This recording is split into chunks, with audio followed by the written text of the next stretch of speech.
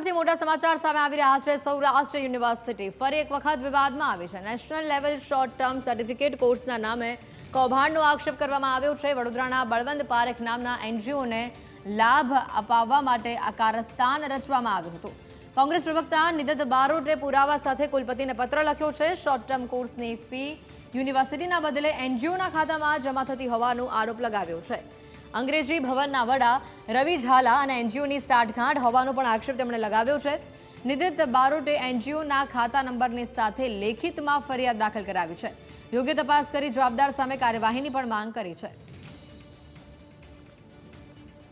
Saurashtra university ફરી એક વખત વિવાદમાં આવી હોવાના સમાચાર। National level short term certificate કોર્સના નામે મોટું કૌભાંડ આચરવામાં આવતું હતું। આ કોર્સના રૂપિયા એક એનજીઓના ખાતામાં ટ્રાન્સફર થતા હોવાની પણ માહિતી છે।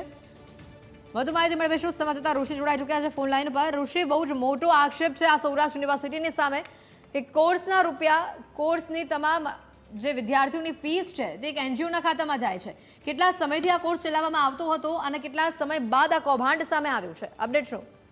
સૌરાષ્ટ્ર યુનિવર્સિટી ફરી વખત વિવાદમાં આવી છે। તેમાં પણ national level short term certificate કોર્સના નામે રૂપિયા ઉઘરાવાનું કારસ્તાન સામે આવ્યું છે। હાલ આ ધગધગતો જે રિપોર્ટ તૈયાર કરાયો છે સાથે ફરિયાદ જેને આપવામાં આવી છે તે કોંગ્રેસ પ્રવક્તા નિદિત બારોટ દ્વારા સમગ્ર કૌભાંડ બહાર લાવવામાં આવ્યું છે। તેમને કુલપતિને પત્ર લખીને સ્પષ્ટ કહ્યું છે કે વિદ્યાર્થીઓના ખાતામાંથી સીધા બરોડાના એનજીઓના ખાતામાં રૂપિયા ટ્રાન્સફર કરવામાં આવ્યા છે।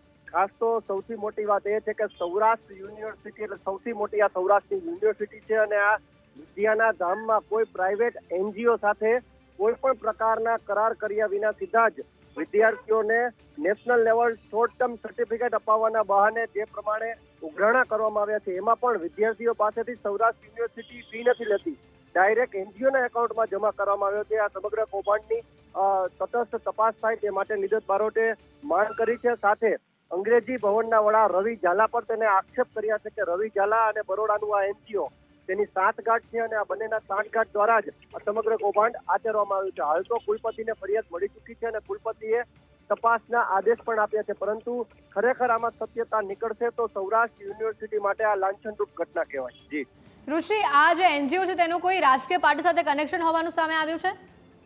હાલ અત્યારે પ્રાથમિક તબક્કે એનજીઓના નામજોગ અને તેના ખાતાના નંબર સહિત કોંગ્રેસ પ્રવક્તાએ સમગ્ર માહિતી કુલપતિને સોંપી છે। ત્યારે Indian knowledge of science and general સેમેસ્ટિક્સ જે આ ડિપાર્ટમેન્ટ છે તેની સાથે આ સમગ્ર કરાર હોવાનું વાત કરી છે। એટલે કે ત્યાં ભવનમાં ભણતા તમામ વિદ્યાર્થીઓ આ કોર્સ ફરજિયાત કરવો તેવું અધ્યક્ષે કહ્યું છે તેવો આરોપ કોંગ્રેસ પ્રવક્તાએ લગાવ્યો છે। હાલ તો એકાઉન્ટ નંબરની ડિટેલ્સ પણ તમામ વિદ્યાર્થીઓને QR કોડ સાથે આપવામાં આવી હતી, તે પુરાવા સાથેની રજૂઆત કરાઈ છે। ત્યારે ખરેખર સત્યતા શું છે તેની તપાસ કુલપતિ કરી રહ્યા છે। જી, માહિતી બદલ